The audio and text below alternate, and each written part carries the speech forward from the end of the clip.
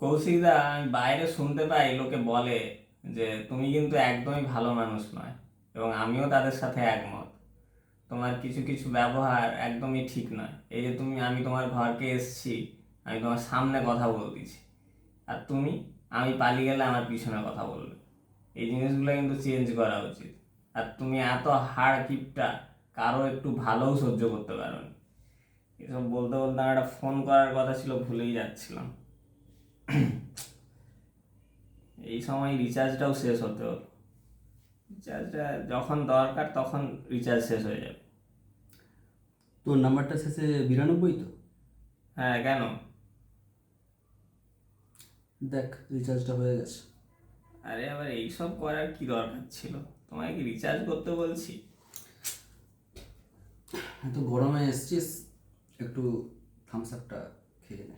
আরে কৌশিকদা, এত কিছু দরকার ছিল না, কিন্তু বন্ধুর মতো। কৌশিকদা, আর যাই বলো, লোকে অনেক কিছু বলবে, কিন্তু আমি তো তোমাকে চিনি। তুমি কিভাবে আমার পাশে ছিলে সব সময়, প্লাস আমাদের পাড়ার লোকেদের যখন দরকার পড়ছে তখন কিভাবে তাদেরকে সাহায্য করে গেছো। লোকে যে যাই বলুক, আমি তো তোমাকে চিনি খুব ভালো করে। তোমার মতো ভালো মানুষ আর এই পৃথিবীতে হয়নি।